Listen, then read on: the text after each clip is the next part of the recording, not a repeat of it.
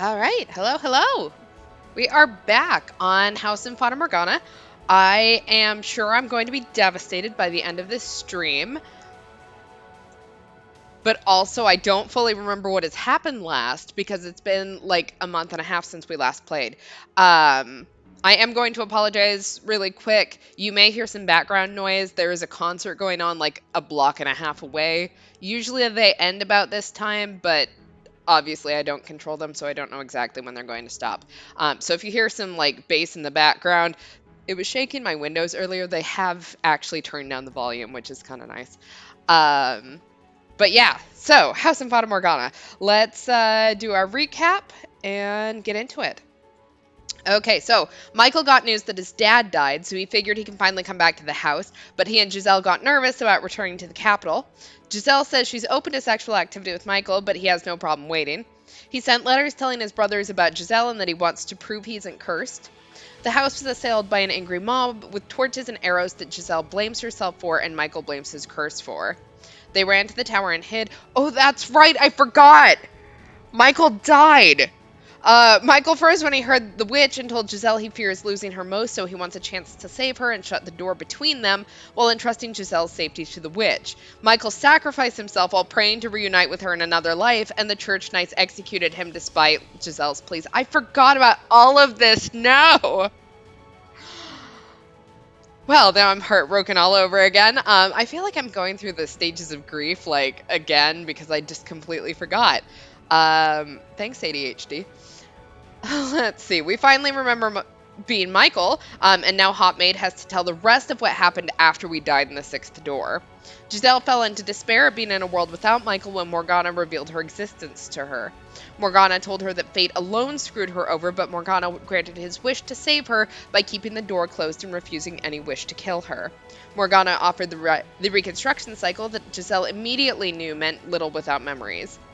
Giselle isn't subject to the same reconstruction offer and can only meet the next Michael incarnations by living in the house forever as Morgana's vessel and serve as hot maid to all the sinners that come to live there. Giselle accepted, despite suspecting it as a scam, and became an undying figure of the house.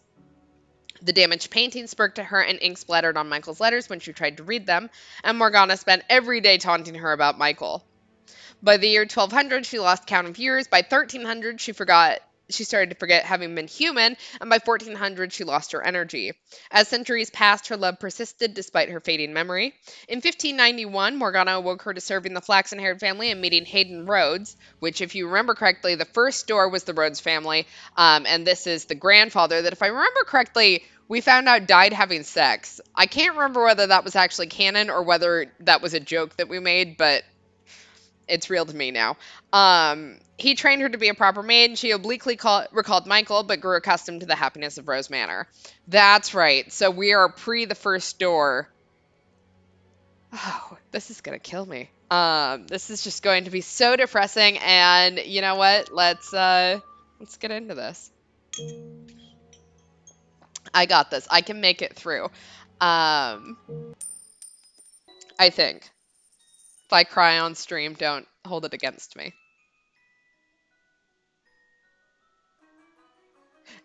So it was true.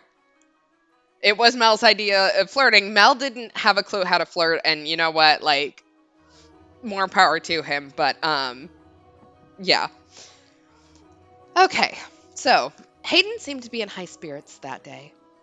A gift had apparently arrived from his son, who lived far away. In it was a tea set, some leaves, and a small jar of sugar. Miss, how can I be of service, master? Brew me up a pot of this, would you? Be careful not to steep it for too long. You want to get it just right for the best flavor. As you wish, master. You seem quite pleased. Why would I be? A boy who shunned his old man for years sends him a paltry gift on a whim. I'm just entertaining his fancy. Exactly, there we go. It will be devastating, but we will not rest until Giselle has been promoted from hot maid to the spouse in Fata Morgana. We're gonna get there. Or hopefully she gets to leave the house at some point. That would be really nice. She deserves to go. Your tea is ready, master. What a wonderful smell. Tea and roses are life's best damn spices. Now let's see what that boy chose for me. If it's no good, I'll be sure to write him an angry letter. He looks so happy. He must really love his family. It's a little bitter. Shall I brew another pot? No, it's not your fault. Must be something in the leaves. Would you like to add some sugar then? There was a small jar of it with the tea set. Now that's some bloody fine sugar he's procured. White as snow and sparkles in the light. He chose it just for you, master. Bloody hell, what demon possessed him? All right, give me 2 spoons then. Yes, master. How big is this cup? Like, I miss. I have to assume that these spoons are not very big, is all I have to say. Yeah, if the tea is bad, he's out of the will. Yes, master. Here you are. Hmm, splendid. This is some exquisite tea. The sugar balances the bitterness of the leaves perfectly. I guess that boy does have some. Master? Was it poisoned? Oh my god. Uh, uh, Master! Master! Uh, the doctor! I need to find the doctor!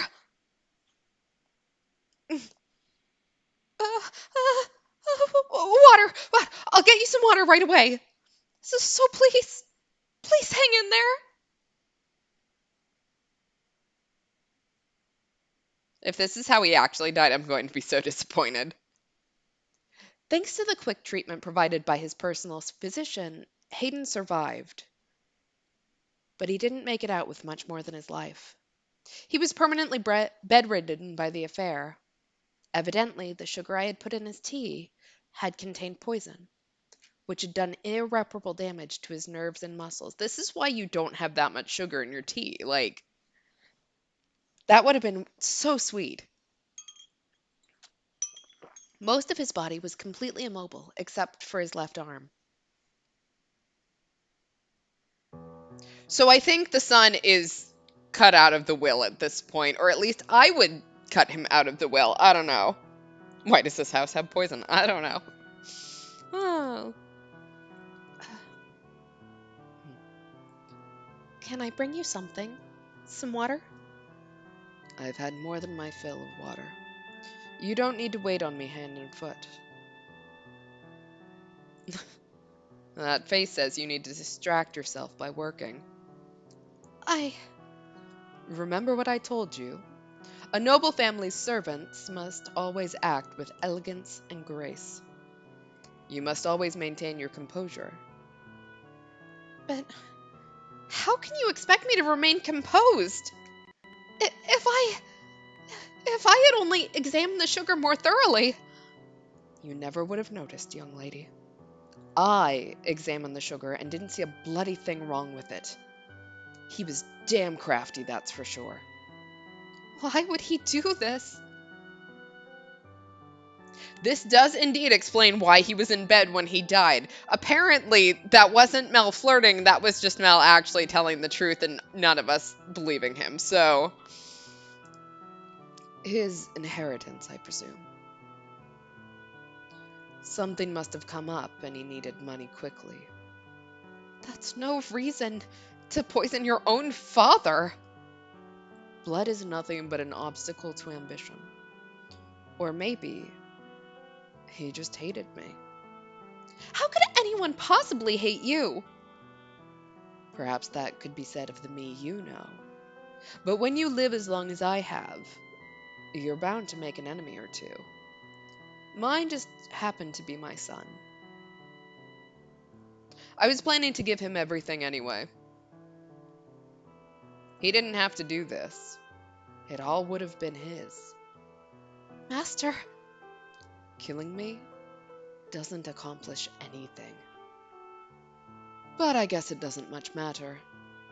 Uh, Say, could I ask you something, young lady?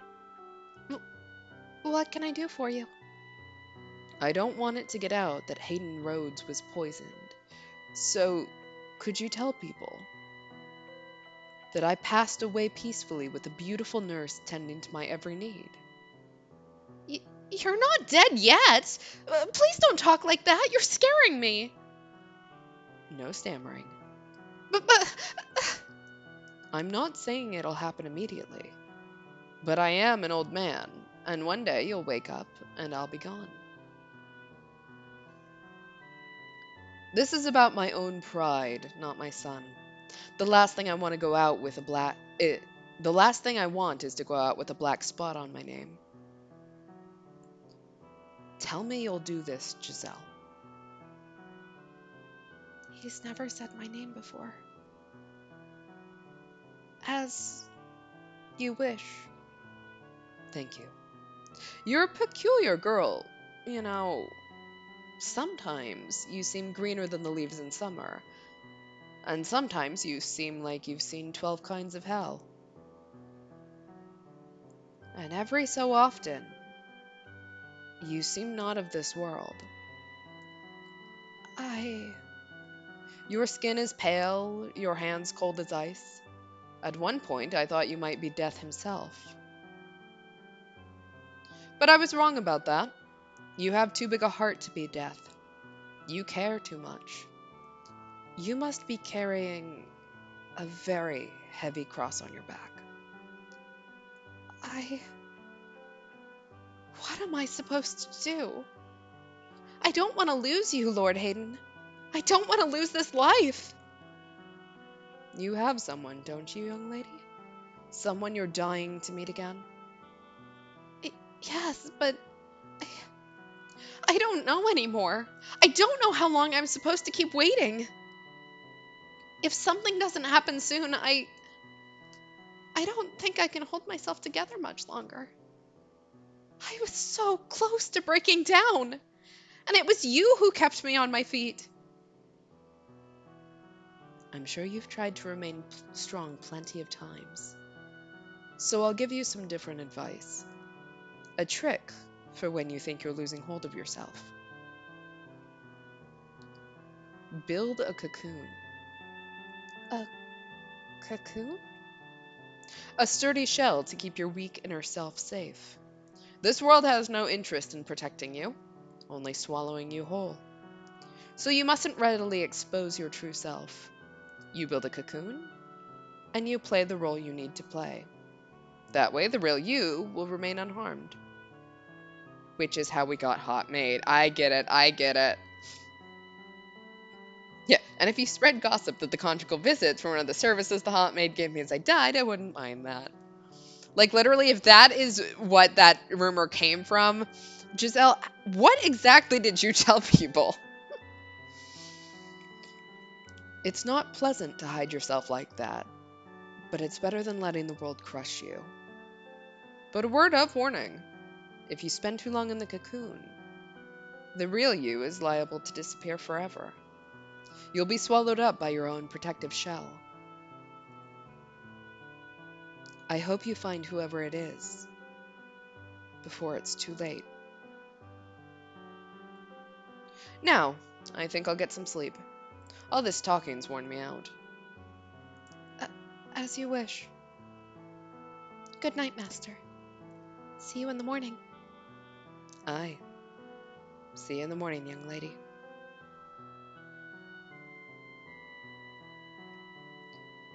The next day, Hayden was dead. I knew it was coming. I just. Ugh. He had strangled himself with his left hand. Okay. That. I expected him to be dead. I did not expect that. So. I should have been more attentive. I should have recognized how much pain he was in. How much it crushed him to have been betrayed by his own family. I should have realized how he truly felt. How fragile he really was. I fell into a hopeless gloom. I could hardly believe that the quiet life I had finally attained had been shattered in the blink of an eye. Hayden's other servants quickly went their own ways, and I vividly remember the dirty looks they all gave me. Everyone who knew how he had died assumed I had done it. I had no reason to kill him, though, but they had more than enough to believe so, for I had, indeed, been the last person to see him alive, and I held firmly to the story he had asked me to tell. I mean, that's fair. Like, she probably did say it in a completely innocuous manner, and people just had their minds in the gutter. But also, like, how much more fun is it to say that, like, your dad or your grandpa died spread eagle? Like, that's so much more fun. It's like family lore at that point. Like, oh, grandpa died with, a maid attending to him. Well, what if, like, she was actually attending to him? Exactly. He's out with a bang. Well, I was unable to convince the other servants. His family was far more accepting of the story that he had departed for the next world happily. Though that did not make the truth any less heartbreaking, especially since I was the only one who knew it. Why does this always have to happen? I was happy, but I can never seem to keep hold of it for more than a flash. Despair always comes marching in to rip it away. What? What am I doing here? What kind of person were you, Michael? What kind of person was I? Oh, my dear, you look positively miserable. Why should you despair at the death of some strange old geezer? Morgana, was Hayden one of those whom you wish to be reconstructed? I have no interest in that wrinkled bag of bones. And if he was one of them, do you really think I would have let him go so peacefully? Peaceful? You call that peaceful? You call his misery peaceful? I most certainly do.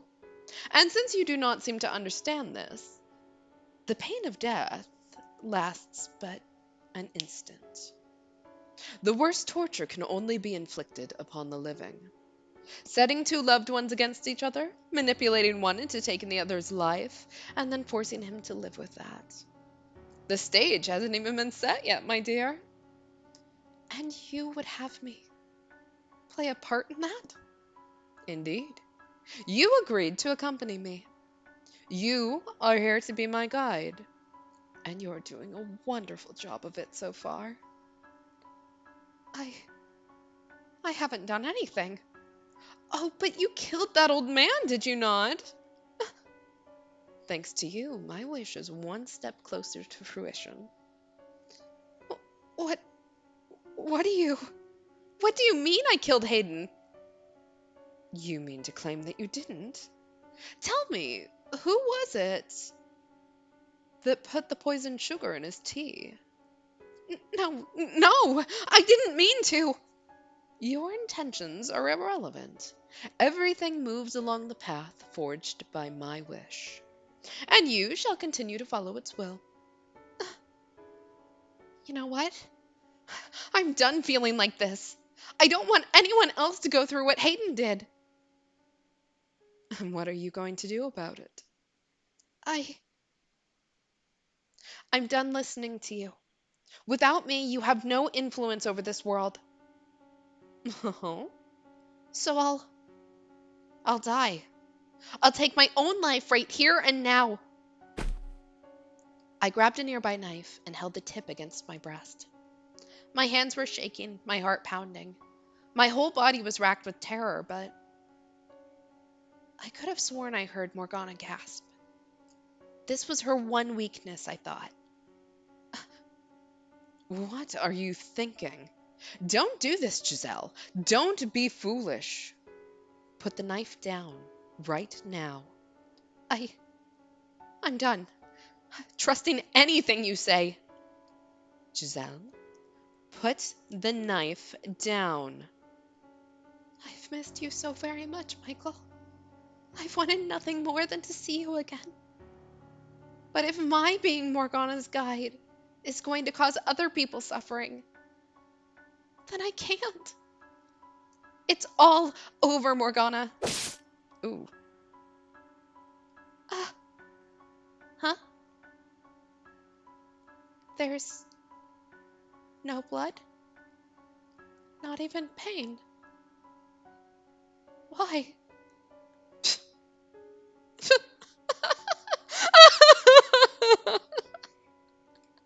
Absolutely brilliant.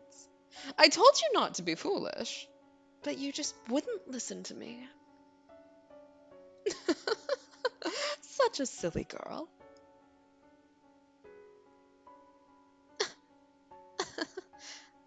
I really am.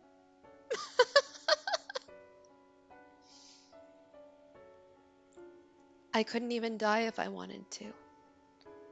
Learning that absolutely crushed me.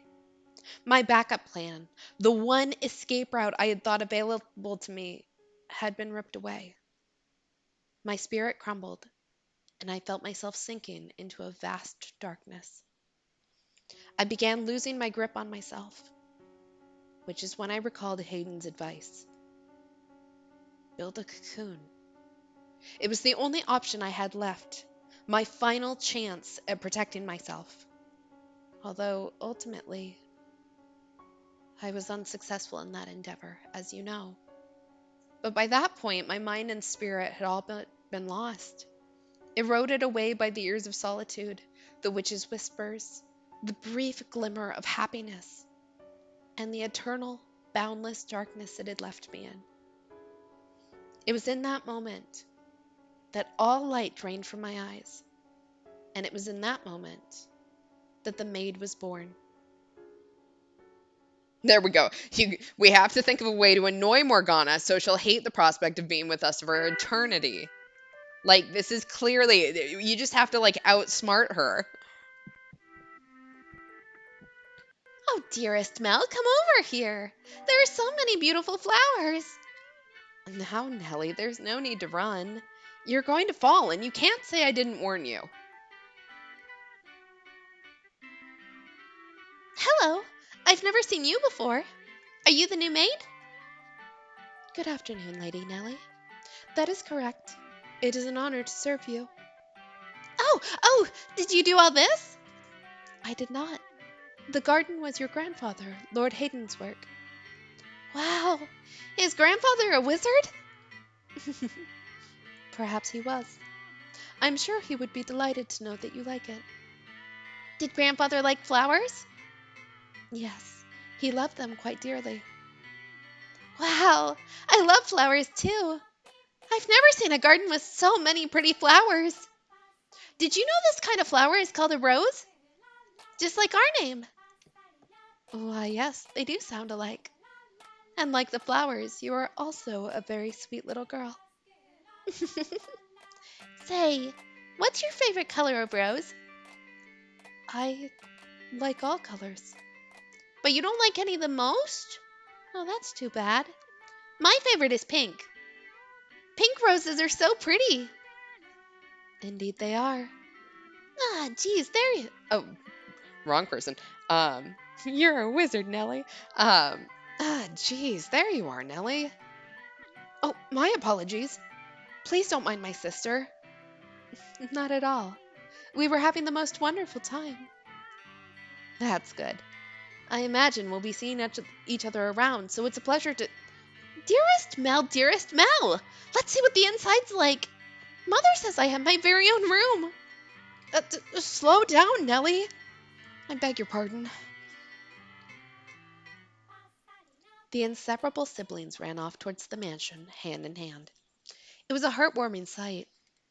But the next moment, when they stepped inside, I saw something else. The darkness enveloping the mansion seemed to flare up, the open door a gaping maw into its hungry bowels. The whole house looked as though it was cackling. It was, I presume, the witch Morgana's madness taking form, a manifestation of how she felt now that her centuries in the making wish was bearing fruit. Those two children were the ones Morgana had been waiting for. Had I still any willpower to fight left in me, I would have taken them by the hands and sent them somewhere far away. I would have done something before the house swallowed them up. But instead, I just gently lowered my eyes. Misfortune would surely sink its teeth into those two children before long. Pain and misery would befall them. I knew no good lay ahead for them, but my heart had all but frozen solid. I had my hands full taking care of myself, so I let Hayden's beloved grandchildren fall into the witch's hands. I was, for all intents and purposes, Morgana's marionette. Oh, I was kind of thinking about it because wasn't the flower that we got from Michael a white rose? So, like, I thought that she might answer, like, white because of him.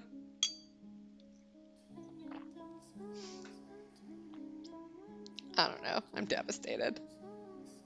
But that, if I remember correctly, this is also the chapter where the white haired girl picks the white rose and it turns red. I think. I could be wrong. Maybe it was the other way around. I could be talking shit right now. It's fine. Um, at long last. At long last, it has arrived. The time I have been waiting so long for has arrived. Darling, devoted Giselle, I know not how to describe for you the fiery excitement burning within me. Oh, I know.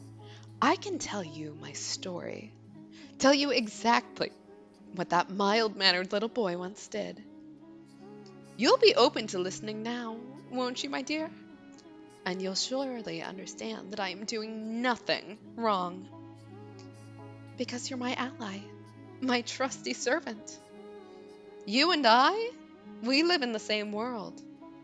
We're as close as family, are we not? Yes, as you say. So let us curse them, all of them.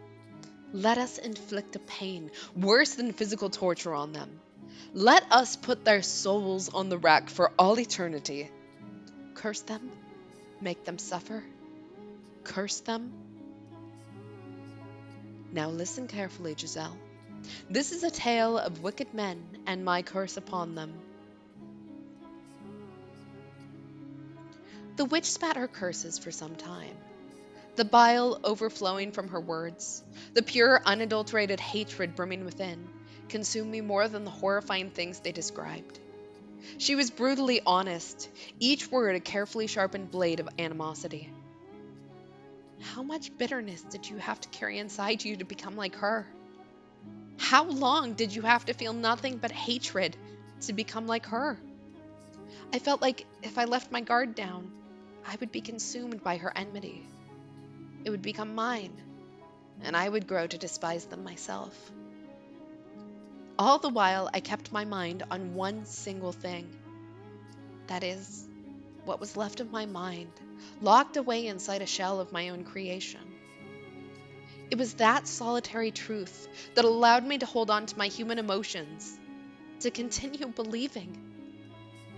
I'm always waiting. My love will never fade. When I was still my old self, I called them master and would do anything for them. Michael, that was their name. They were beautiful. They had pearly white hair and ruby eyes. They are going to come for me.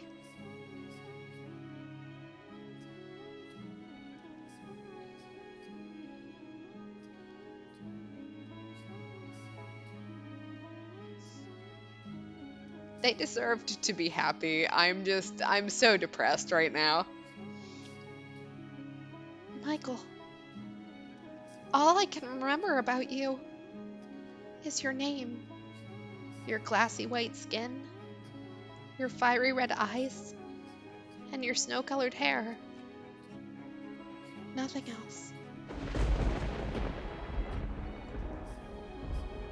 And that's why, when I saw her that night, dripping from the storm raging outside,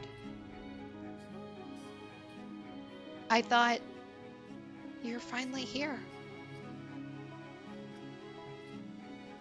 Because I didn't remember enough to know any better. You already know who I speak of, don't you? The person who called upon Rose Manor that fated stormy night. The girl with almost translucently pale skin, chillingly white hair, and eyes like jewels. What a beautiful girl. Her hair, her eyes, her porcelain skin. It all matches the person in my memories. She must be the one I've been waiting for. If she is something the matter? No, I just thought I felt someone watching us. It's only your imagination, I'm sure. If not your imagination, then perhaps some unforeseen force was watching you. Unseen force? Are you familiar with how people refer to this mansion? Rose Manor. Yes, indeed. It is called Rose Manor because you can smell the sweet fragrance of the rose garden even at a great distance. But that's not what I meant. It is said that a witch resides within the house. A witch? I've not heard any such stories. You probably wouldn't have. It was a very, very long time ago. Nothing you need concern yourself with. You have a peculiar presence about you. Should I consider that a compliment? A peculiar presence, she says. Does she sense something in me, as I do her? This has to be her then. Her name? I need to ask her name. It's getting late. You should get some rest. A room has already been set aside for you. But first, may I ask you one thing? Yes? I do not believe you've given me your name yet. My name... My name is... Michelle. I was trying so hard to say that with a straight face, and I did not manage it. I mean, I don't, based on what Abby's saying, I don't think that Abby is, or based on what Giselle is saying, I'm guessing that Abby is not actually the reconstruction of Michael across eras. But I could be wrong.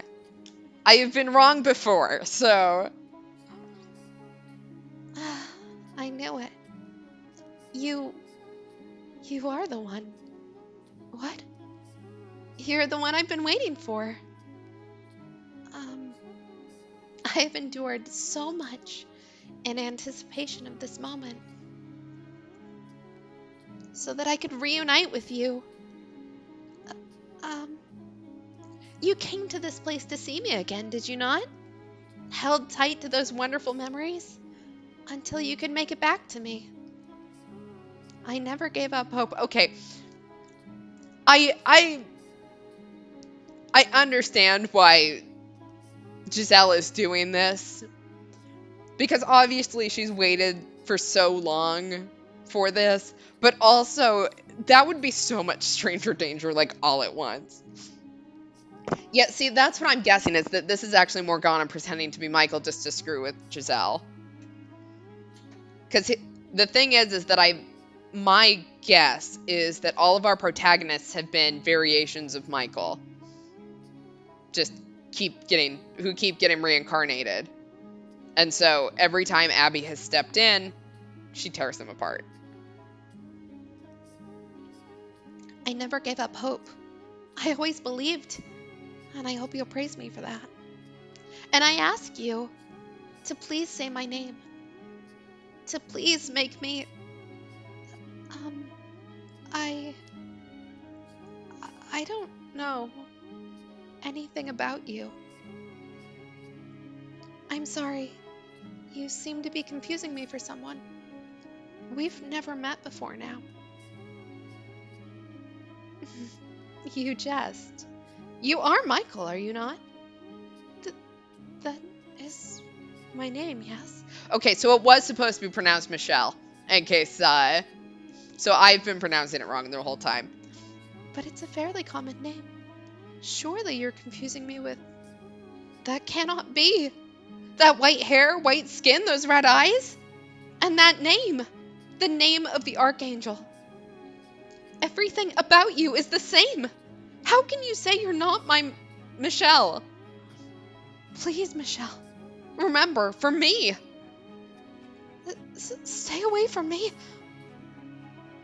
Uh, uh, I'm sorry. I didn't mean to be rude. You would reject me.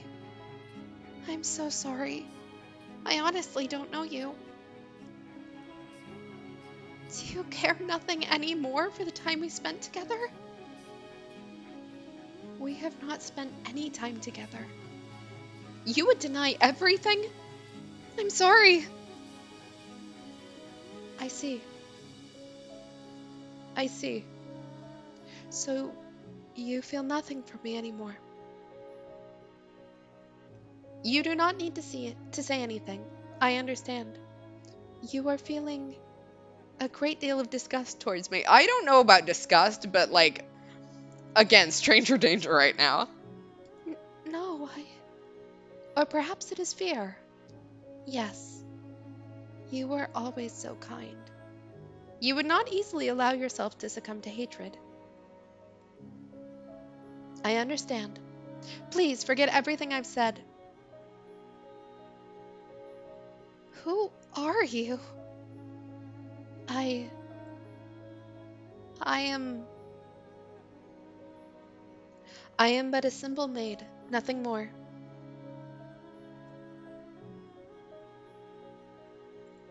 Laughable, isn't it?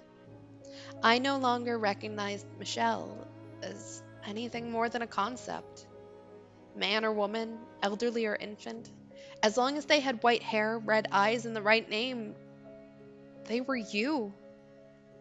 I needed anything I could get. I was so desperate, the thought never even crossed my mind that she was not you. What do you think, seeing me like this? That I'm helpless and hopeless? Listen to this, Morgana. Michelle's back. She's finally come for me. But she doesn't remember anything, it seems. Not me. Not our past. Nothing. She saw me and was afraid, in fact.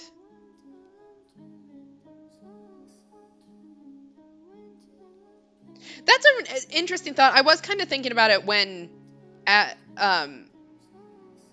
Giselle started calling us they as well. Like, we've never necessarily talked about our gender at all as Michelle or previous Michael. I'm going to keep calling him Michael just so that it sounds different. So that we can tell who is who. Just also because I've trained myself to do that now. But yeah, I do wonder, like, wonder if there's some gender stuff going on. Are you listening, Morgana? Darling, devoted Giselle. You poor, pitiful soul. That must have been quite harrowing. But don't worry. You still have me. Besides, this might not be your only chance. As long as you continue on, Michael could appear before you again. You think she'll remember me next time? I can't say. That's up to Michael. You do have another option, though. Forget Michael yourself and seek out a new master. Someone who can be yours. Someone dedicated and faithful. Who needs you. Someone worthy of this mansion. Someone like me. It's fine. Someone who needs me? That's right. Michael didn't need you after all. It's all right, don't worry. You have plenty of time. Look, Michael shouldn't have needed you. He was a grown-ass person. So,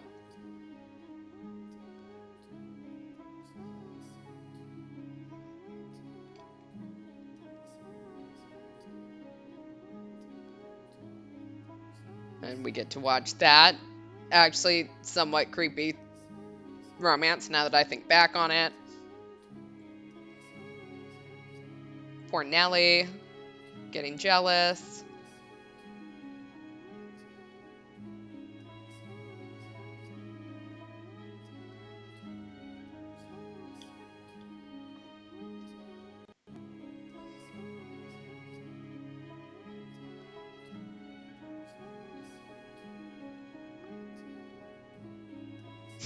First love triangle, all roads lead to incest. Literally.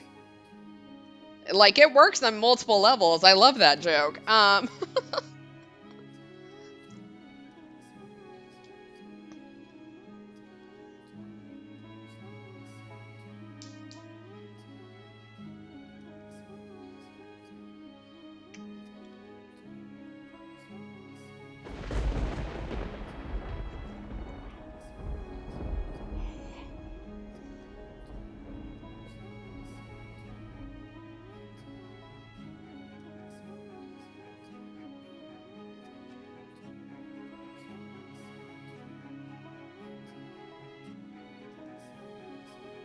I love the violence in the background.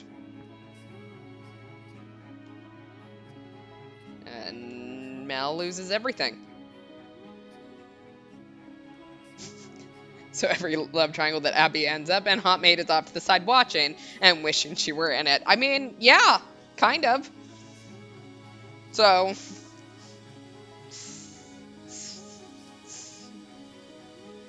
It's raining again today.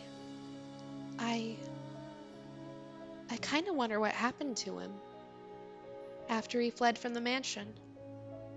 Although, I suppose it doesn't much matter to me. The witch is surely watching him. Such a dreadful storm. Sounds like someone crying. I was, at that point, completely out of my mind. Broken. My smiles, frowns, and gasps had all been replaced with imitations. Shortly afterward, the flaxen-haired boy moved out of the house and went on to become a priest. so we did find out what happened to Mel.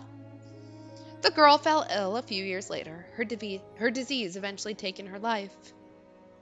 But the boy never once returned home. The Rhodes family crumbled. I couldn't bring myself to grieve for them, or to reflect on Hayden's sorrowful end. I simply waited for time to begin moving once more.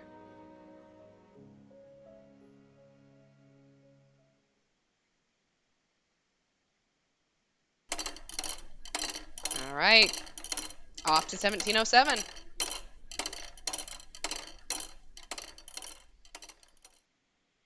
Little remains to be said about my broken self. But as I stated before we began, this is the maid's tale. So I would like to take this opportunity to elaborate on events I was unable to show you before. That is, if you can bear listening to such a dismal, miserable story. I already told you of my meeting with the beast, so I will begin the second tale from here. After Bestia slaughtered the merchant who showed up at the mansion, his mad laughter echoing throughout the halls.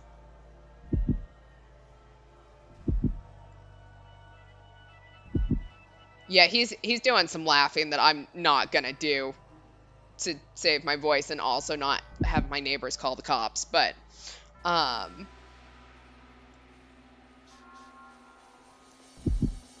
my dude, this has been like a good 30 seconds of laughing.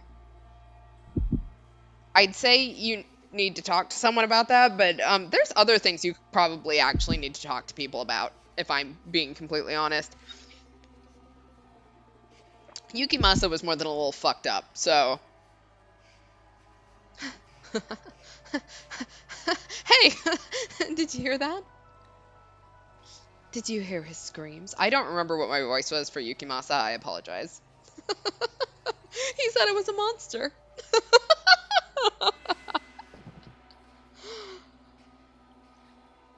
A mutilated body lay sprawled across the living room floor. As you can imagine, that was my first time ever seeing such a bloody, mangled corpse. I could not look directly at it, so I averted my eyes. That's fair. It is hard to talk about that when no one speaks his language. So, Hey, hey, you saw it. I just proved that beasts are stronger than humans. indeed you did. I know. I've got a great idea. You asked if I wanted to become the master, and I said I did. Which means you work for me, isn't that right? So you'll do whatever I tell you to do, won't you? What would you have me do? Oh my god, I forgot. In this one, the house was the one who was bringing in people. What if. Oh no! Giselle! Okay, never mind. I wasn't expecting it to go here, but let's go here. Um, Chop up his arms and legs and make a stew out of him. And don't you hesitate, or you'll end up like him. Yes, master. He's trying to assert his total dominance over me. That's not proper behavior for the master. Although I am the one who offered him the role. Do it. He's an utterly mad beast. But am I really all that different? Ugh, there's blood all over my hands. It sounds like someone's laughing. Is it him? Or is it her? No matter what happens, it won't affect me. The cocoon is not the real me.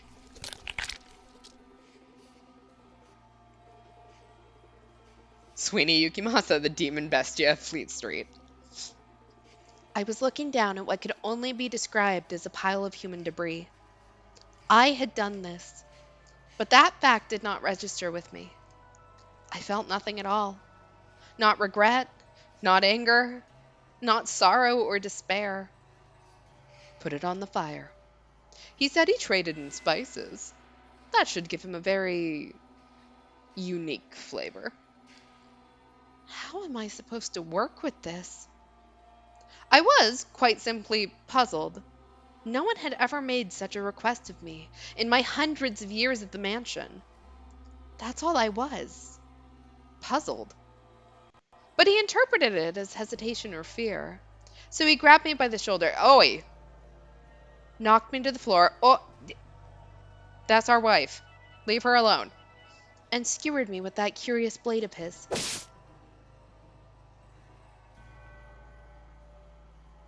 For the first few moments, he wore that deranged grin of his, but as the seconds passed, it slowly transformed into shock. Not a drop of blood spilled from my breast. And the instant he realized it, I saw revulsion in his eyes. Him, of all people. A man who cackled as he slaughtered others was disgusted by a mere maid. It was absurd. So much so I almost wanted to cry. You. Is that all, master? Are you not going to dismember me? You could try stabbing my face, or my neck, or my stomach, or any other part of me. Perhaps then I might die. Now, don't look at me like I'm some exotic creature.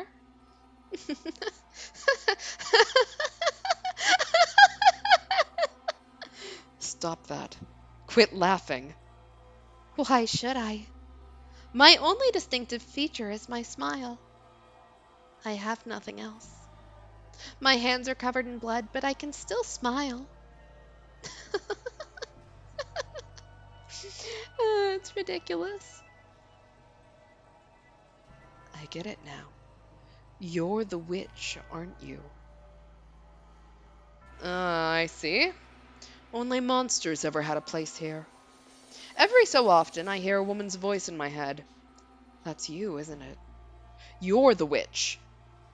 Monster? Witch? Maid? What am I? Who is Giselle? Michelle said she was spirited, true to herself, that she often laughed. Oh, Michael often said that she often laughed and cried and shouted.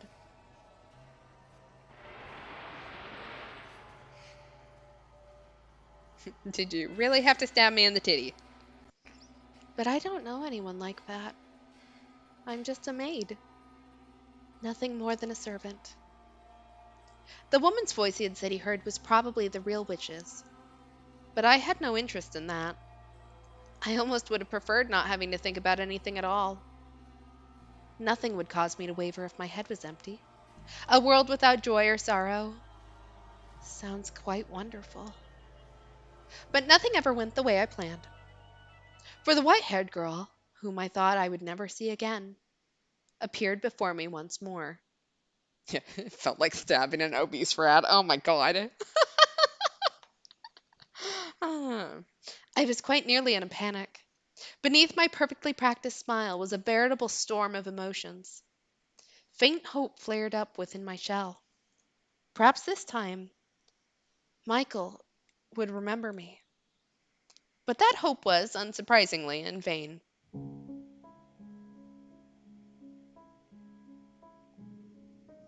Is is someone there? Yes, I came by to ask if there was anything you needed. I cannot offer you anything extravagant, not like before, but I am here to provide you with anything in my capacity. I appreciate the offer, but I need nothing. Being allowed to stay the night is more than enough. Do you work here in the mansion? Yes, indeed I do. I've been here for a very, very long time. A very long time? Um, you might think this an odd question, but have we met before? Something about you seems familiar. And I get the feeling I've been in this mansion before. Yes, we have met. It was quite some time ago, though. When was it? I It was an unimaginably long time ago. Do you remember a boy and a girl with flaxen hair? Flaxen hair. I apologize. My memory fails me. Do you not remember me either? I was afraid of this. She doesn't remember anything this time either. But I will not be so pushy this time. I could not bear to be so blatantly rejected again. I see. You should probably not push yourself to remember then. There were joyous times, and there were less than joyous times. But would you be so kind as to answer one question? What might your name be? My name... My name is Michelle. White hair, red eyes, and the name Michelle. Why must you continue to bring me pain? Why can you not set me free as you were supposed to? I see. So you are Michelle again. Again? You should get some rest. I will make tea for you in the morning. Also, go on, close your eyes. Oh yeah, I can imagine Giselle hated Jacopo for how he treated Abby. If she thought that that was Michael. Like, I would have too. I mean, let's be honest, I already kind of hated him, so that didn't really take much. But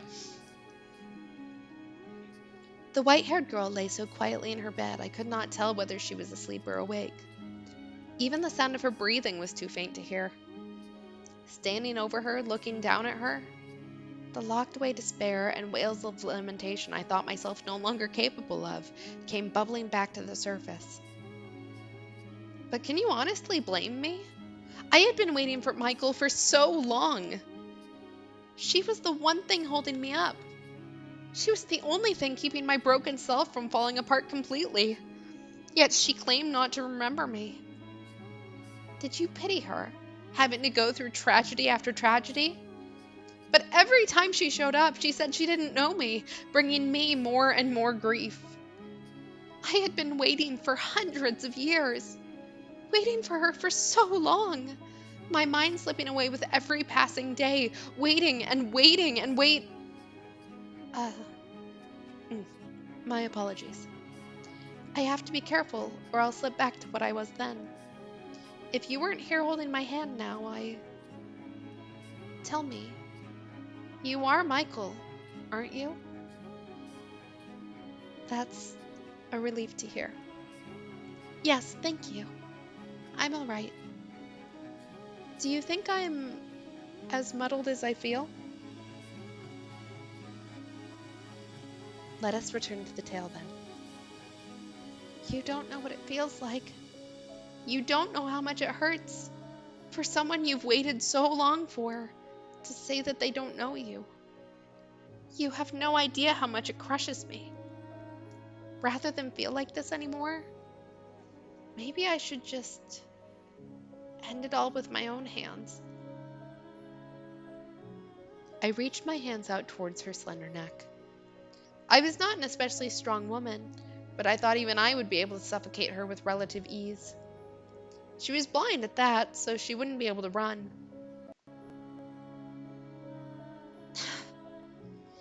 However,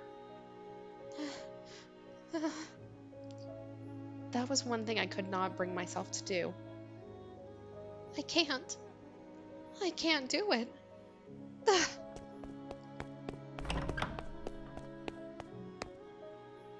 I ran and I ran and I ran, though I knew I had nowhere to run, plunging myself into the mansion's darkness. I did not want to be there any longer. I did not want to have anything to do with her. But being an inhuman inhabitant of the house, I could not close my eyes or plug my ears as to what happened within its walls, as much as I may have wanted to. It didn't matter where I was. I had no say in the matter. I was forced to observe the events until their tragic conclusion. Twisted, bloody madness. Their wretched wails creating a whirlwind of misery. When it was all over, Morgana cackled like a little girl.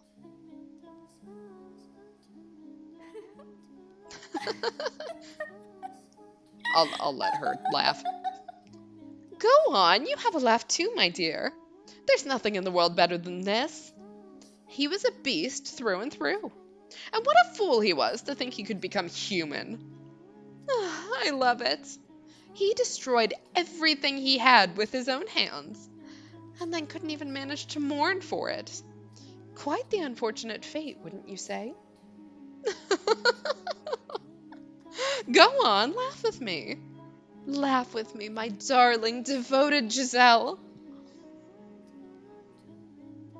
Michael is dead too, though. You're worried about that tiny little detail? She'll show up again, of course. So you don't need to worry about a thing. You don't need to feel bad about any of this carnage. Rest easy, my darling, devoted Giselle. If you say so, then I shall not be concerned. Yes, that's good. Laugh. Laugh, my dear.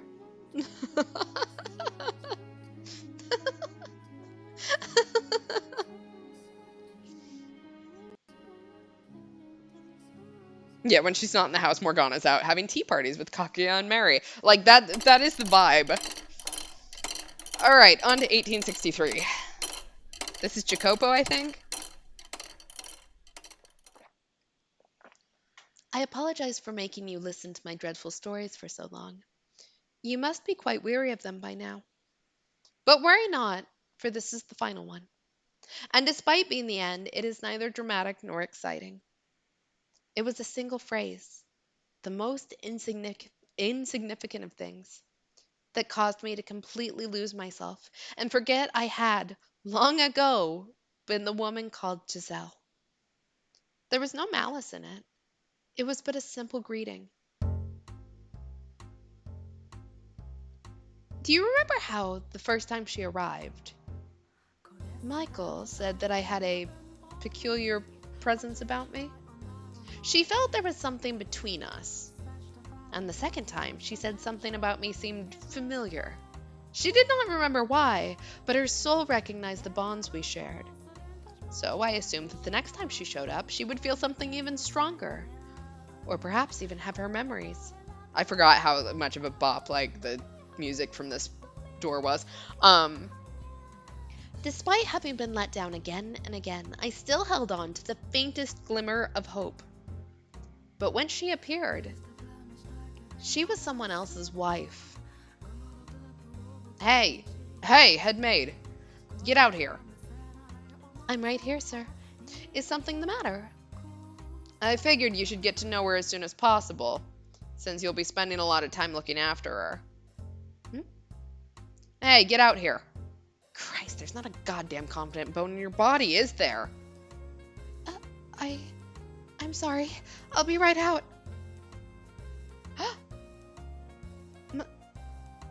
The first thing she said when she saw me was, "It's a pleasure to meet you."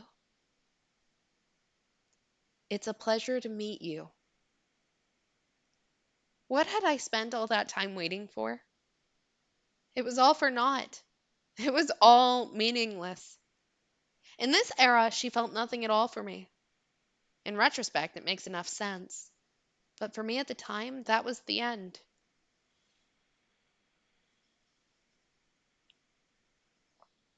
Exactly, Maria, where are you? My love, my favorite part of this entire door, like, Morgana? Morgana! Cast me into darkness! Make me a formless being like you! I don't want to be here for another second! I don't want to look at her ever again! Morgana? Morgana! Please listen to me. I'm begging you!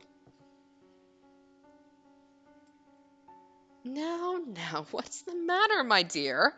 It's not like you to throw a tantrum. I can't take it anymore. I can't do this. Michael again. Oh, you poor thing. Betrayed 3 times now. Morgana? You pitiful girl. Don't groan like you're having a bad dream, my dear. I'm here for you. Please, Morgana. Erase me from existence. If you go away, then I will be all alone. And that would be absolutely dreadful. But I. Tell me, what torments you so, my dear? What? Michael, whom I've been waiting on for so long, doesn't. Oh, you poor thing. You've spent so long riding the currents of time that you've lost sight of yourself. What? You've convinced yourself that someone else's story is your own. Someone else's? Yes, indeed. It was such a beautifully tragic tale that you fell in love with it. It resonated so deeply with you that you felt their pain as if it was your own. What are you talking about?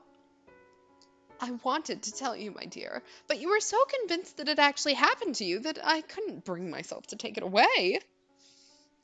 Then, what about Michael? She's not the one you're waiting for. And you are not hers either.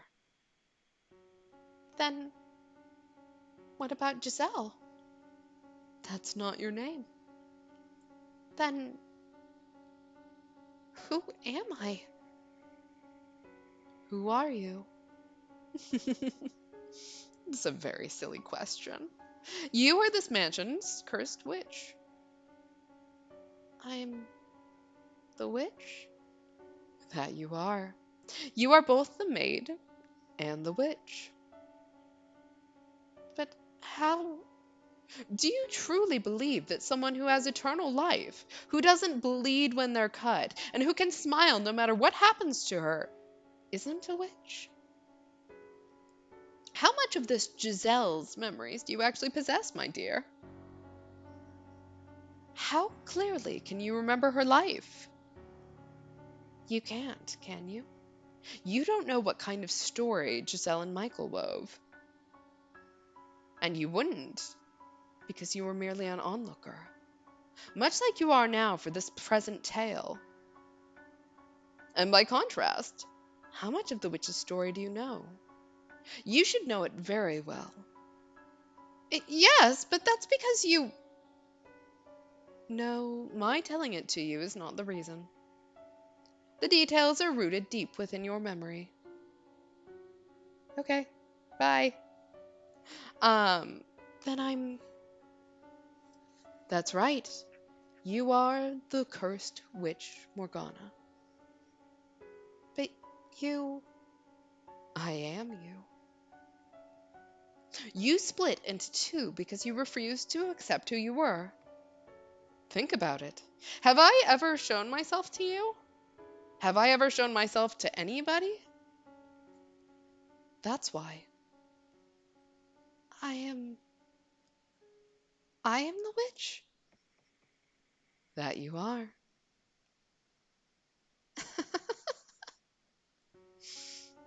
I see. It all makes sense now. Everything's fallen into place. There's one thing I still don't understand, though. This story I was so enamored with. Giselle and Michael's story. What kind of story was it?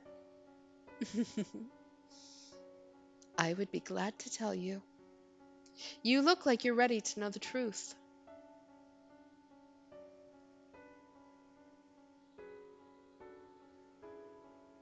I believed every word she said. All my worries melted away like they were nothing. The sight of the white haired girl no longer kicked up waves in my heart. In fact, I found myself wishing for her to find happiness. Well, not in this door, but, it was a thought. I was an observer, watching and hoping for the best. The tragedy that befell her did sadden me, but I felt bad for her like I would a character in a story.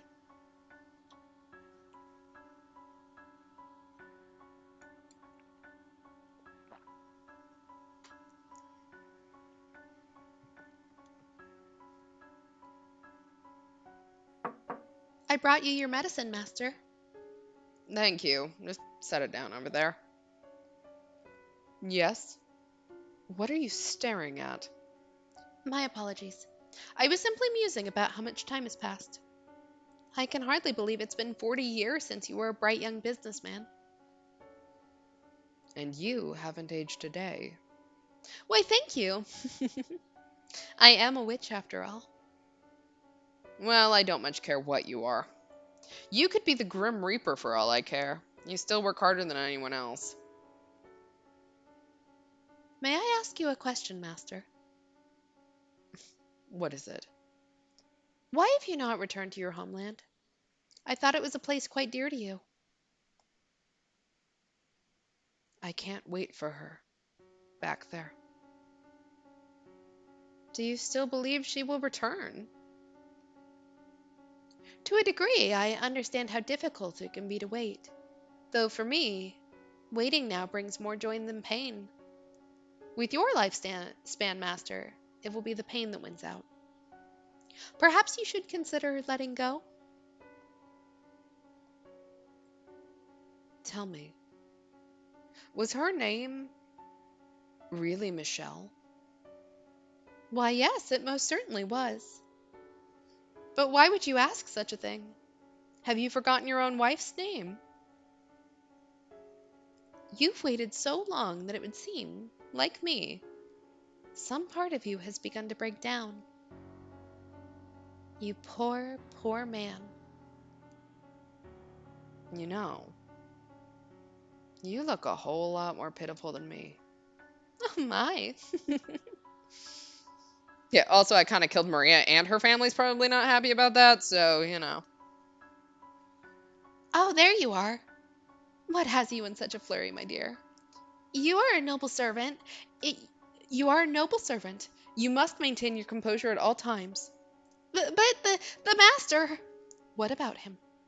He was found deceased in his chambers. The doctor just came out. He said it was his ailment. and it would seem the master knew his time was short, for he left a will, asking not to be given a funeral. I see. I feel kind of bad for him, though. Not only did he not have anyone at his side for his final moments, he didn't want to be sent off at all. Isn't that sad? It is for the best. There's not a single soul in this world left who could send him off. With your era drawn to an end, this mansion will soon return to existing nowhere in this world. I wonder what the next one will look like. I wonder if misfortune will befall her once more. That would be quite regrettable. Perhaps if I could convince her of the tragic fate, she would be willing to disappear from this realm with me. And if she wishes to fight that fate, perhaps she will become my next master. Calling her master seems inappropriate, but I cannot think of a word that fits better. I eagerly await the next era. Please do not keep me waiting for long, master.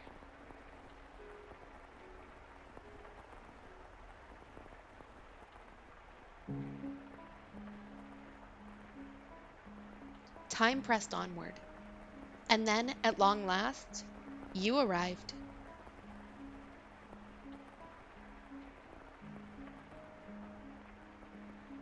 Giselle, girl, that's an empty chair. Oh, splendid. You've finally awoken. I've simply been waiting so long for this moment, tending to the mansion all by my lonesome, ensuring that it was ready for your return, master, whenever that time may be. When I caught sight of you through the window, my heart fluttered. The time had finally arrived. Oh my, you don't know who I am? Do you not know who you are either? That's quite the predicament. Then how about this? I am a servant of this mansion, and as such I am familiar with the many incidents that have taken place here. I shall show you the history of this house, master. Let us be off, then. And fear not. I merely entreat you not to let go of my hand. Should you hold it tightly, you need not worry about being washed away by the waves of history. No matter what happens, you mustn't let go of my hand.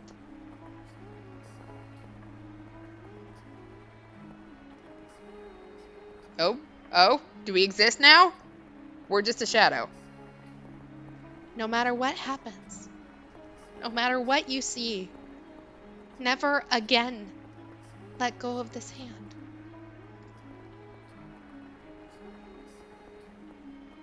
That is everything. I prepared a number of things to say when she was finished with her tale, but I can't manage to put any of them into words.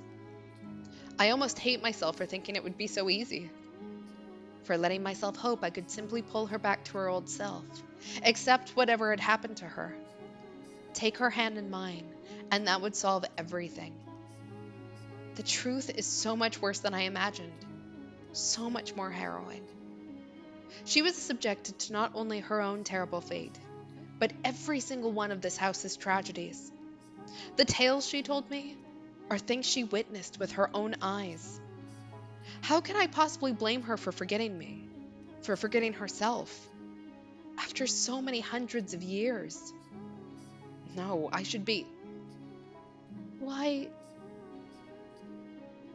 didn't you come for me? Why couldn't I have returned before she was so far gone? Why did you show up now? That is true, Chad. The obstacle to taking her hand and being with her forever is currently that we may not actually have hands. Like, I don't know what to do about that. That does seem to be a problem. Hi, welcome back. Or your first time, never mind. Hi, welcome. You're like right here. I think we're getting close to the end, so welcome. All right, Giselle. Because you opened the door to my memories, I now remember everything. But I didn't want to remember. I didn't want to be reminded of all those empty years, of the people who passed on, leaving me behind, of you who refused to show up no matter how much I begged. I'm not the Giselle you knew anymore. I may have my memories, but I cannot go back to that time. My hands are stained with blood, my soul worn thin. The girl who would laugh at the simplest things, who would tell silly jokes and wasn't afraid to speak her mind, doesn't exist anymore. That Giselle is dead. How can you say I'm the same girl? How can you say I feel the same way I did? How can you be sure that even now I still love you? Can you deny the possibility that I no longer yearn for you? But the white haired girl, I mean, I can. You know what? That's fair. I will be a little bit heartbroken, but that would be fair, honestly, after everything we just saw. But also, you're my wife. Can you deny the possibility that my love for you has transformed into hate? She brings her hands up towards my throat, and I make no attempt to move out of her way. When her fingers brush against my skin, they feel frigid as death itself, far colder than anything I have felt from her thus far. If she were to wrap her hands around my neck, she wouldn't even have to squeeze to stop me from breathing. This is the fork in our road. One word will decide everything. I don't have much time. I have to say something before the cold robs me of my voice. Oh no, I think we're about to actually have a choice. Never mind, there is no choice. I didn't even have to hit anything. I should point out, I didn't hit anything on the controller, it just did it. I wanted to deny it. She may have forgotten me, but what she felt still remains, as evidenced by her attraction to the white haired girl, who had many physical similarities to me. Her feelings are still there. I sincerely believe that. But her arctic gaze caused me to waver for the briefest moment. Perhaps I only wanted to deny it for my own selfish reasons. It was only a few short seconds, but those seconds decided it all. Farewell, Michael. She slides her slender fingers down my neck, then gently shoves me back. No! Giselle! Let's not do this. Don't do this. I'm falling, sinking into my own darkness. Okay, we weren't supposed to let go of her hand, and she's the one who let go. Eh. I reach my hand out, but I cannot grasp anything. Her hand, the hand I held for all this time, is so far away. I try to shout, but nothing comes out. I can neither answer her original question, nor say her name. Down and down into the infinite void. Darkness consumes everything. My voice, my hands, my very being, and her gaze. My consciousness slips away. Why? Why did I hesitate? I wish I could have at least told you that I still loved you, even if you did not love me.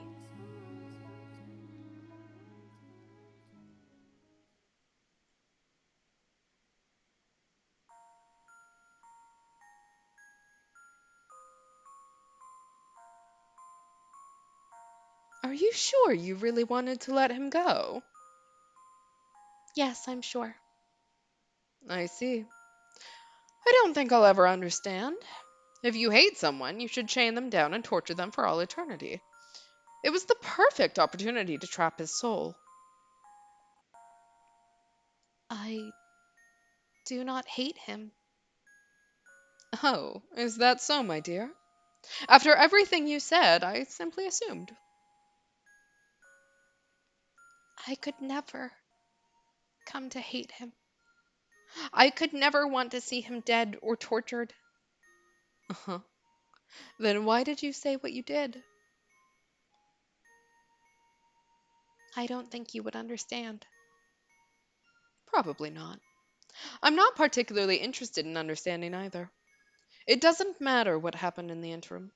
In the end, nothing's changed, has it, my dear? You are still my darling, devoted maid. With enough time, you will once more forget your name. What a wonderful world this is.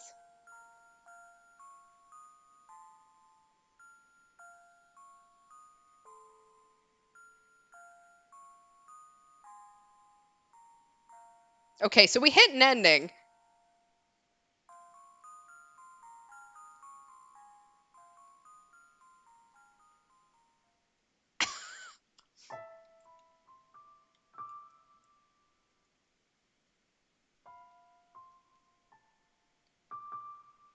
So we should have saved.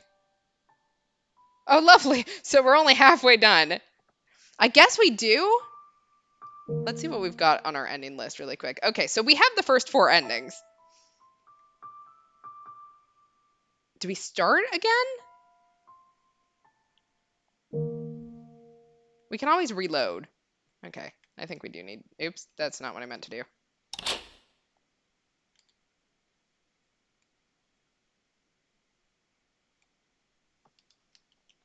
Why can I never remember... Is this new? Why do I not remember looking down upon a corpse?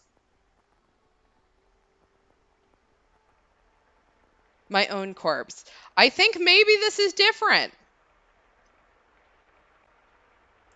Maybe? It's been too... You remember this? Okay, never mind. I'm just delusional. It happens. Okay, so we are going to go ahead and load.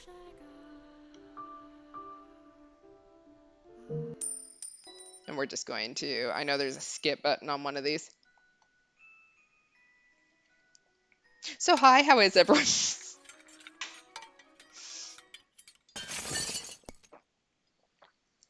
We'll see how long it takes the skip button to get through all that dialogue that we just got through earlier.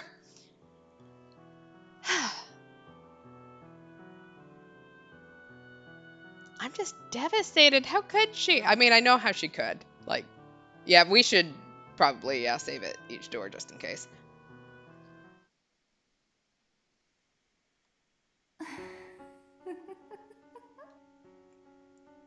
All right. Here we go. Hayden dies. We try to kill ourselves. That didn't go well.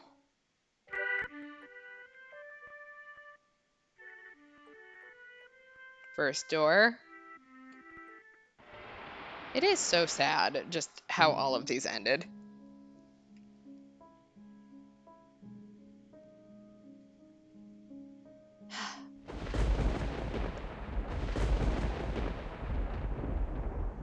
All right. We meet Michelle. I cannot believe I've pronounced Michael's name Michael the entire time, only to find out how many hours later that it's actually supposed to be pronounced Michelle, I assume.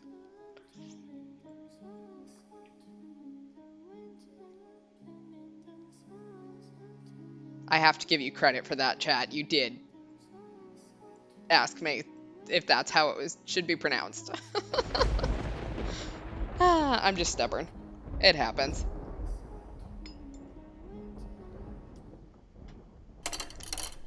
Okay. We're gonna save really quick. We're at the second door.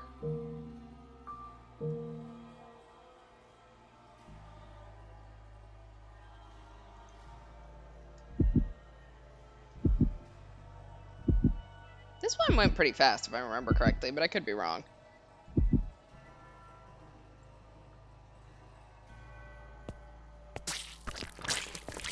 I love how I jumped to conclusions here and just thought that it was Giselle who was luring all those people in.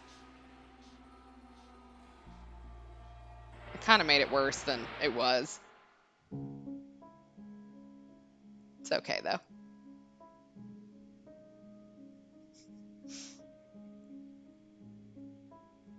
I just went, you know what? What if she just committed more war crimes? Yeah, okay. Yeah. Yeah, in katakana that would be Mishiru, so. Okay, where's my save button? I also hate the mapping on this. I am not going to lie. I can never remember what the controls are for this game. It's X to keep going. And that's about the only one I ever remember. Jacopo.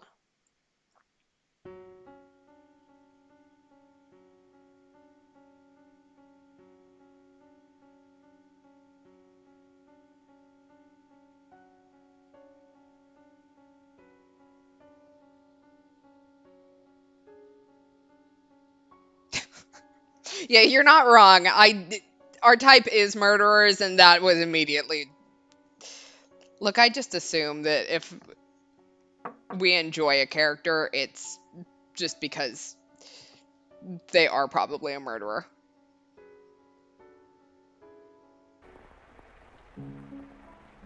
I know what our problem is, so.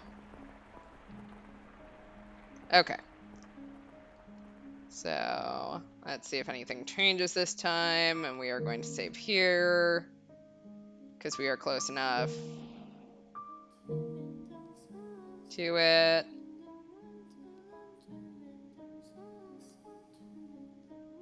Da, da, da, da, da. When you come for me. I'm so sorry, Hot Maid.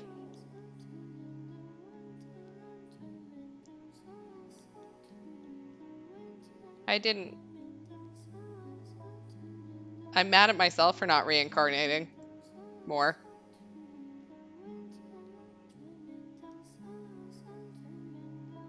Okay. It's a fork in the road.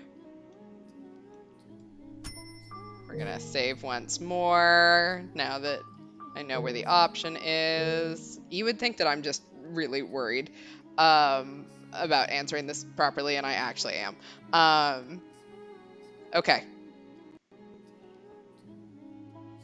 Please? Fine, we'll deny it. Of course, I'll deny it. While I was floating in the darkness, I heard a voice. Regrettably, it took me far too long to realize that it was your voice, crying for help, calling for me. The car, I assume, playing loud music outside is kind of ruining me in the mood. I'm not going to lie. You may have lost hold on your old self, but somewhere deep down, you kept calling for me, which is how I found my way here.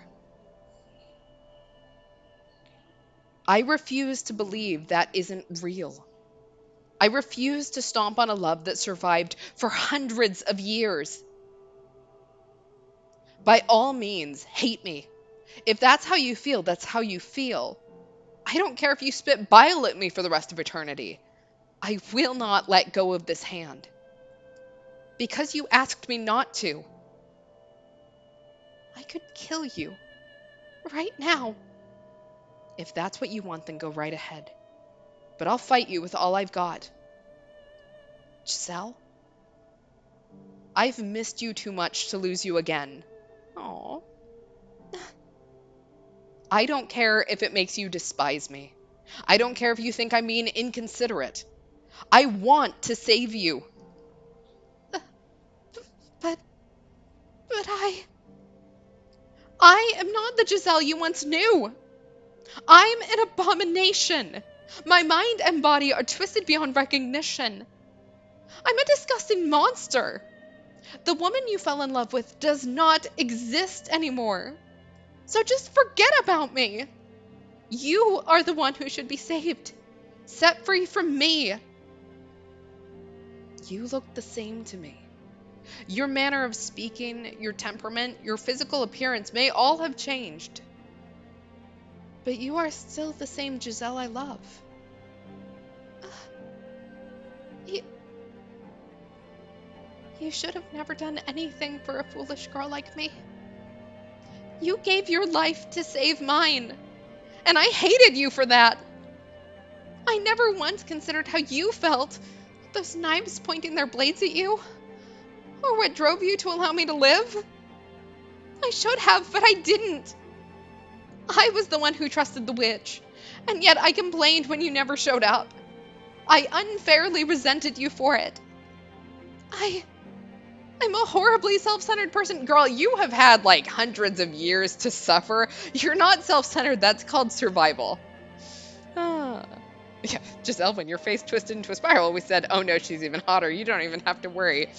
Ah. We've now seen you hack apart a corpse, which seems to be our type. Like, girl, you're fine.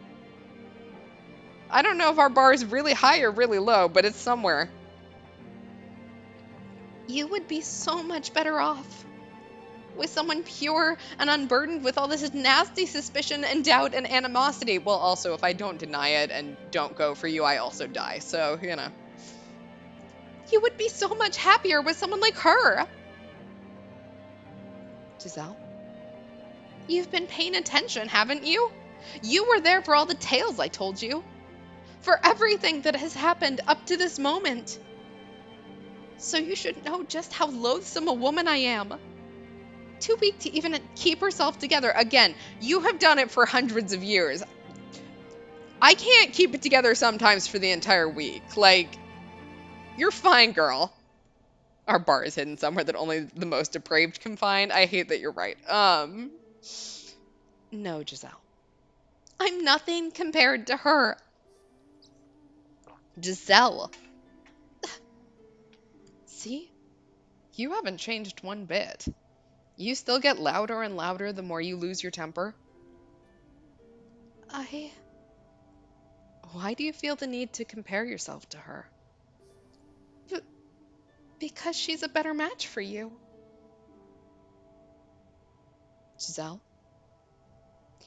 I want you to listen very carefully to what I'm about to say. I'm so sorry for keeping you waiting.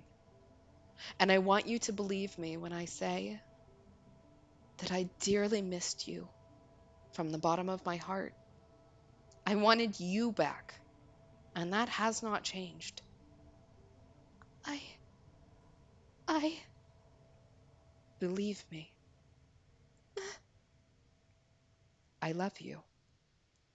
Uh, uh, I, I missed you so much too.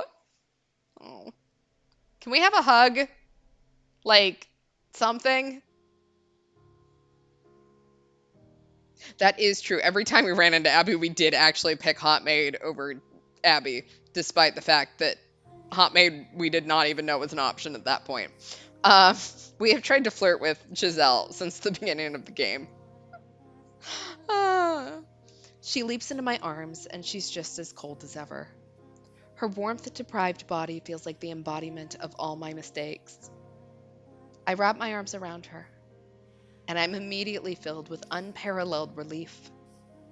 Even as she sobs into my chest, her body cold as ice. And then, oh, the darkness parts. Is that a good thing or a bad thing? Oh, we're back in the tower. Lovely. We are, once more, at the top of the observation tower. It's still shrouded in a miasma of shadows, but we're back in the mansion now. We have emerged from the darkness in our heart. Michael. Yes? I'm sorry. For what? I never should have erased you from my memories. Yours are the memories I needed to hold on to tightest. I was so glad to hear you say you still loved me, even after learning the truth about me. Thank you so much. I'm incredibly relieved. As I watched, it felt like you were slipping farther and farther away from me, Giselle. It terrified me. Maybe it makes me a coward or pitiful, but I was truly afraid of you coming to hate me. I would never hate you, Michael. Ever. Thank you. We must leave this place. What? It would not be wise for us to remain here long. The air is still thick with darkness. But the front door won't open. And even if we could get out from somewhere, what would happen to us? We've finally found each other again after so long. I want to share a quiet, modest life with you, like before. What if all that disappears when we step outside? After all, we are. She doesn't finish, but I feel like I know what she was going to say. We're different now. She's stepped far outside the bounds of mortality. And the same could be said of me. The man known as Michael is long since dead. The mansion itself does not follow the rules of nature either. As beings no longer in possession of their proper forms, stepping outside these walls could very well mean the end of us. I can't say what might lie in store, but we must return. Even though by staying here, we could be together for all time, I don't imagine that would be a very happy life. There's no sun here, no chirping birds, no trees or breeze to rustle the leaves. If we stay here, the nothingness will eat away at us. We have finally reattained our old selves. We need to take action now, while we can. There we go. Now we get down on one knee and ask her to be the spouse in Fata Morgana. The spouse in the house of Fata Morgana. Yeah, we just step outside the house and fade to dust like that caveman at night in the museum. Just like, poof. To be fair, if we've reincarnated, well, right now, we don't even know if we have a body, so there's a question there. But, like, I have no idea what's going to happen to her. So. What if I say I want to stay here? Then I'll drag you out. It's almost like we've switched places. Back then, it was you who wanted to stay. It's also kind of funny hearing you speak favorably of the outside, and especially the sun. The words, "that's all thanks to you," are on my lips, but before I can say them, I find myself hypnotized by her smile. That smile has picked me up so many times. She claims it's her only redeeming feature, but if she didn't have it, my life would have gone in a very different direction. I'm grateful to have gotten that back too. Say, we're in the middle of a very, touching reunion, wouldn't you say? I suppose so, yes. Where are you going with this? And wouldn't you say there's a certain way these things usually go? Is she propositioning us? Yeah, that seems timely. If I don't have a physical body in this house. If we stay here, then you can't get laid. I mean, she seems to think she can, maybe. Huh? Are you really going to make me say it? I was, hoping you might, perhaps, kiss me? Okay, so I went too far there. That's on me. What? What? Oh, seriously, what? Where did all that boldness from a second ago go? What happened to all that momentum you were building? Yeah, about that. I think that might be more appropriate later. Oh, I forgot. Michael doesn't have any riz. Later? How much later? She pouting? That's so cute. After we find an exit. We're, in a hurry. You're just making excuses because you don't want to. I swear that's not it. Giselle, let's save that for when things aren't as crazy. We have spent more time talking about it than we could have just kissed her. I can't relax and enjoy it right now. What are you, 12? Oh, hush. All right, fine. But you'd better keep your word, got it? Promise. Let's go then. Let's find our way out of the mansion. There, our frozen time should begin moving again. That's hopefully where our future awaits. It will be. No, we'll make it so. Yes, we will. If we leave the mansion, it should release our souls as well. And in doing so, should finally provide her deliverance. So I mustn't hesitate. To end all of this for both of us, we must start again. This is where we. What? Huh? Well, that's not good. Darkness. No apparent. It's a darkness purer than anything I've ever experienced in this house. Not a trace of light anywhere to be found. Oh yeah, Morgana. Why did I ever think The house would let us go so easily. Why did I ever think our time in the darkness was over? Michael! Uh, uh, the darkness surges through the open door like a wave, flooding the observation tower. Like ivy growing wildly to cover every last inch of every surface. Consuming, defiling, eroding. Our fingers slip apart, and concentrated rancor rains down upon us. Oh, no, no, no. Ah, how hideous a world this is. No, no, Michael! Please, please! Don't let go of my hand!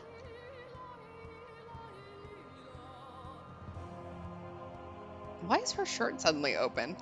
Giselle! Michael! I said I would never let her go again. I said I would get her out of this place. I swore I would. But as hard as I try to stretch, I can't reach her hand. Help! Michael! I can't move. I can't move my body. I went out of my way to give you a beautiful tragedy. So why must you so stubbornly insist on this ugliness? The more you struggle, my dears, the thicker and more palpable your filthiness becomes. Ah, it's sickening. Wouldn't you agree? She's always spat her bile with a song-like cadence. Singing like a little girl, chirping like a morning bird. She celebrates misery. And she watches for the worst possible moment to let out a cackle.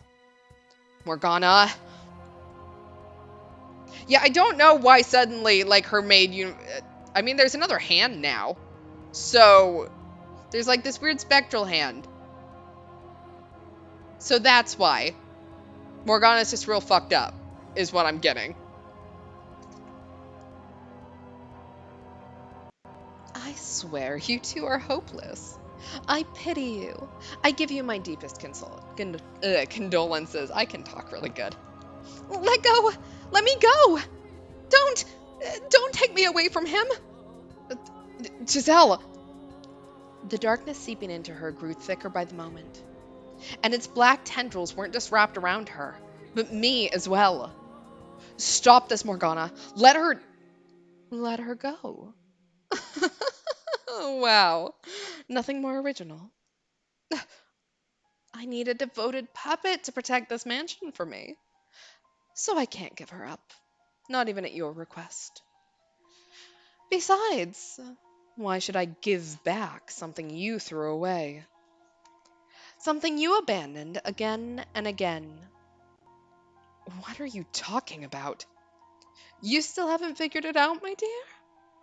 Or are you just feigning ignorance for your own convenience?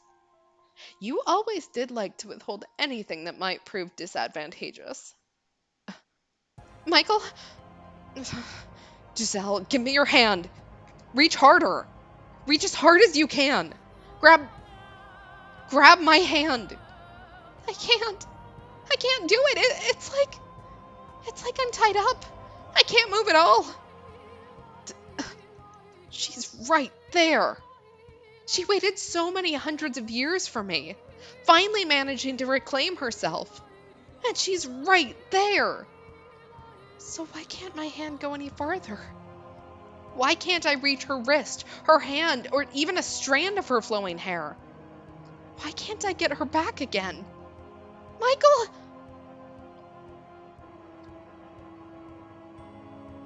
Her voice is growing fainter, more distant. The darkness shrouds her, taking her away from me. Her arms, her fingers, the hands she led me with, her smiling face, her once glowing grin, and her now more modest smile. The witch's darkness is stealing every last bit of her.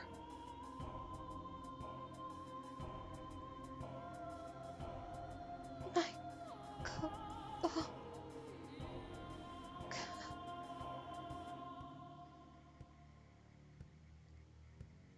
Stop! Please don't do this. Take me instead of her. Why?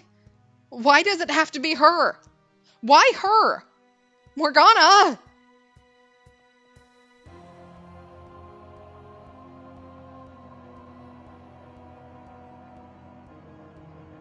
Why? Because your work is done, my dear. By all accounts, as the one who resurrected me, you should have become my guide as well. But you let a silly woman emotionally manipulate you, and you gave up on cursing others. And then you threw away your life, deluded into thinking you were protecting her. Morgana, you already gave up the position once. Don't think you can just walk up and ask for it back. Set Giselle free. I'll do anything you ask. If you need a puppet, I'll be your puppet. If you want more from me, it's yours for the taking. But I can't leave her to remain in this cursed house any longer. You certainly have let your obsession for this girl take its toll on you. I much preferred the old, pessimistic, cynical Michael. It wasn't until I met Giselle that I truly became human. She made me into what I'm supposed to be. I can't lose her again. Is that so? Well, you'll come to the harsh realization soon enough that everything you saw in her was just a facade. It was not. All right, then. If you want her back so badly, you can have her. But in exchange, I want you to entertain me. Will you endure maddening agony for me? Will you know pain enough to make you howl? Will you face despair again and again and again? If you need her that badly, you can bear anything, can't you? Uh, if that is what you want from me. If that will allow her to see the sun once more. Oh, brilliant.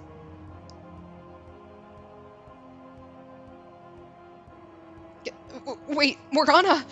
Morgana! As you wish, foolish boy. I was looking for a way to keep busy anyway. So I'll use you to kill some time. Find your way to me, my dear. Find your way to me without going mad or succumbing to despair. And do hurry, or she might lose her mind again. Those memories you forced her to relive, those hundreds of years she spent locked away in her shell, all that fear that ate away at her. It's a bit much to have to reflect on with a clear mind, wouldn't you say? That's why I need to be there for her. Why I have to get her out of here. That's my obligation to her. You're the one who let go of her hand, though.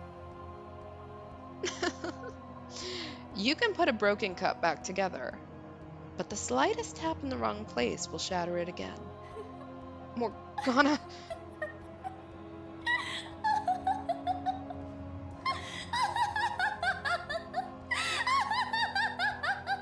The witch's cackling fades into the distance. My outstretched hand is completely enveloped in the shadows. I can't even make out the faintest outline of it.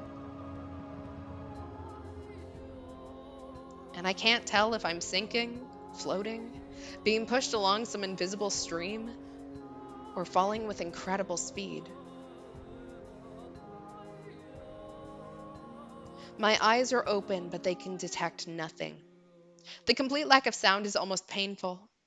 Nothing, anything, anywhere. Void. My consciousness begins to drift.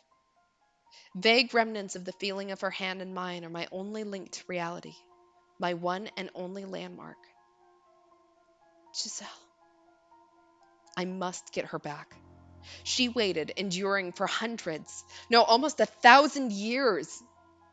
And now it's my turn to act. I have to hold that resolve, hold it firm, so that I never forget her again, so that I never lose myself again, even if I'm consumed by the darkness. You must never back down. You must never look away. You must never lose her.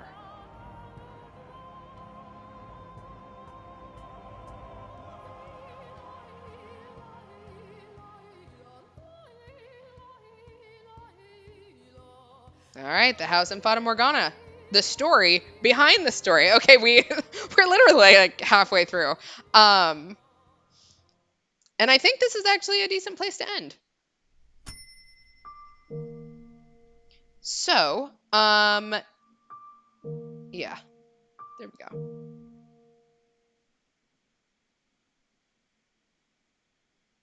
Okay. Next stream Thursday, 10 o'clock Eastern, 7 o'clock Pacific. Tuesday, 10 o'clock Eastern, 7 o'clock Pacific. I don't know who all we'll have, so I don't know what we're going to do. This week we are moving the Thursday stream to Friday, actually. So watch out for that. And that's all I got. So thanks for hanging out. Love to see everyone here. And I am so excited to get back into this. Like, ah, this game just keeps like mm, absorbing all of my hours as I think through it and go, I want to know what happens next. And I am very proud of my self control for not playing this off of stream because I do very much want to know what happens next. So, um, see you guys Tuesday and have a good night. Thanks for hanging out. Bye.